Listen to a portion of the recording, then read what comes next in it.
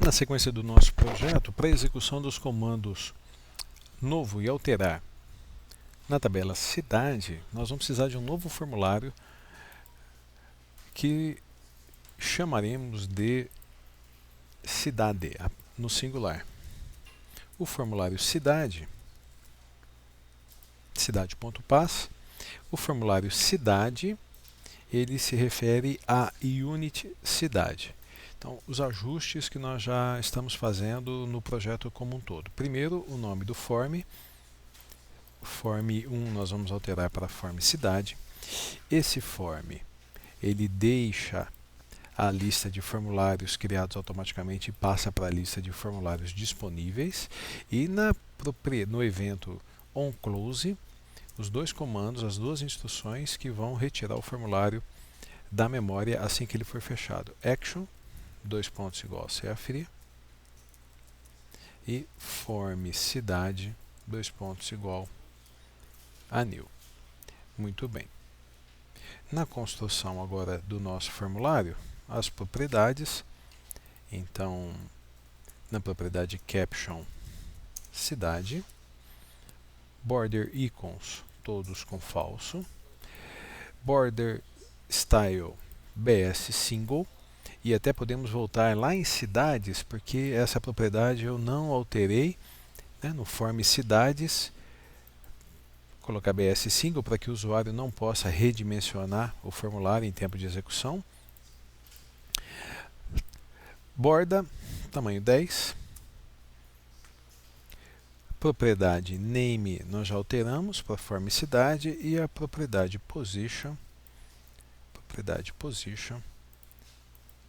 mainForm Center, PO mainForm Center.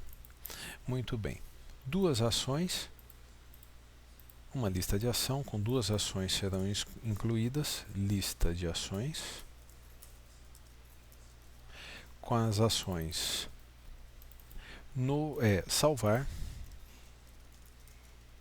e ação cancelar.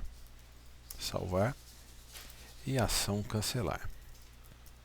Apesar de receber o nome de cancelar, a ação cancelar ela vai fechar o formulário. Então, a ação cancelar execute vai executar o comando form cidade.close. Então, agora nós já temos como o comando que fecha o nosso formulário. Nós já até podemos incluir dois botões.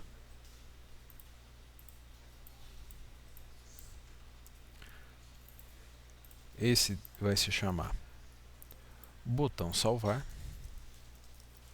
que vai executar a ação salvar, e o botão cancelar, que vai executar a ação cancelar.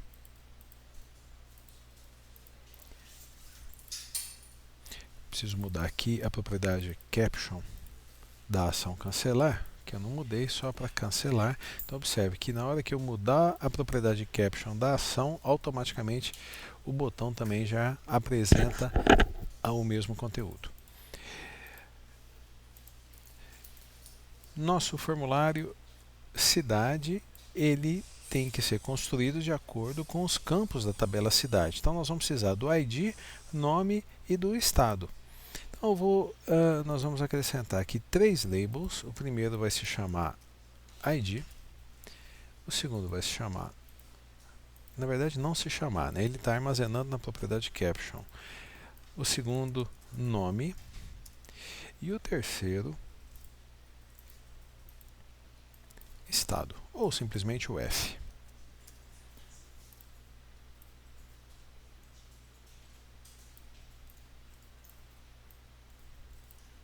Agora sim, na propriedade name, então vai chamar label ID, label nome e label UF. Muito bem. O ID, ele vai... No ID nós vamos utilizar um edit. O nome desse objeto vai ser editID, e assim como no form estado, o editID não poderá ser alterado pelo usuário. Então, propriedade enable, nós vamos colocar false, E na propriedade color, nós vamos colocar CL Inactive Caption, de tal forma que o usuário vai ter a informação visual de que o campo não está disponível, que ele não está habilitado. Propriedade text, vazio, e o Edit ID está pronto. No campo Edit, para o campo nome, um novo ID, um novo Edit, propriedade text vazio,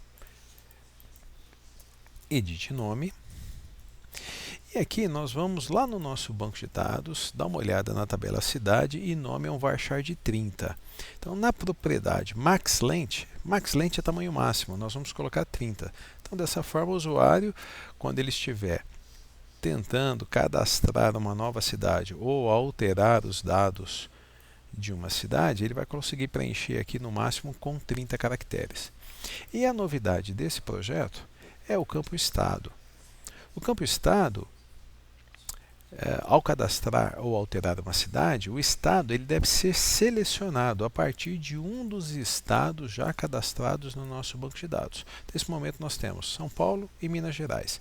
Então, o objeto a ser utilizado lá na palette Data Controls é um DB Lookup Combo Box. Esse DB Lookup Combo Box tem algumas características especiais que nós vamos tratar agora com bastante calma, porque é um recurso muito interessante do Delphi que facilita muito o nosso trabalho.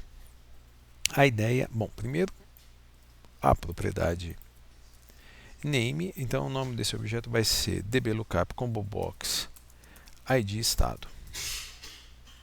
Nós precisamos fazer com que, ao clicar nesse objeto, seja apresentada uma lista de estados.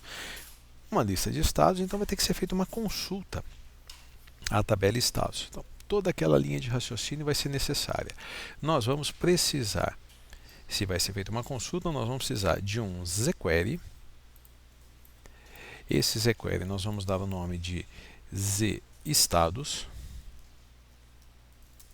E esse zQuery tem que estar conectado com o Data Module, com o Zcon. Então, lá no form cidade, file, use unit, módulo de dados.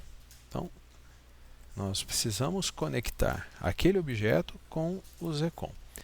DB Lookup Combo Box, o zQuery está conectado com o Zcon. Ótimo. Qual é a consulta que vai ser executada? Neste caso, nós precisamos construir uma consulta com apenas dois campos. Obrigatoriamente, um dos campos tem que ser a chave primária da tabela estado. A chave primária da tabela estado é o campo ID. E o outro campo pode ser a sigla ou o nome. Então, lá no nosso query zestados, na propriedade SQL, nós vamos construir o seguinte comando: select id, vírgula, nome from estado order by, e nós vamos deixar essa listagem ordenada pelo nome. Então, vamos ativar essa consulta. Ok, a consulta está ativada. E agora uma nova etapa. Clique duplo no zQuery, vai ser apresentada esta caixa. Clique direito, Add All Fields, adicionar todos os campos. E serão adicionadas as linhas, os campos ID e nome. De onde vieram esses dois itens? Da consulta que nós construímos aqui na propriedade SQL do zQuery. Então, select ID e nome from estado, ativamos essa consulta, clique duplo e adicionamos todos os campos. Então, sem esses dois itens, nós não vamos conseguir dar sequência na construção do DB Lookup Combo Box. Muito bem. Como que esse DB Lookup Combo Box ele vai funcionar? Ele vai apresentar a lista de estados. E essa lista de estados está armazenada no zQuery. No entanto, nós precisamos de um data source. Então, em Data Access, um data source. Toda vez que nós temos um objeto visual, nós precisamos conectá-lo a um data source. O data source estará conectado ao jQuery e o jQuery estará conectado ao Zcon. Nosso data source ele vai estar conectado com zestados e ele será chamado de ds data source zestados. Muito bem. O DBLOOKUP Combo Box.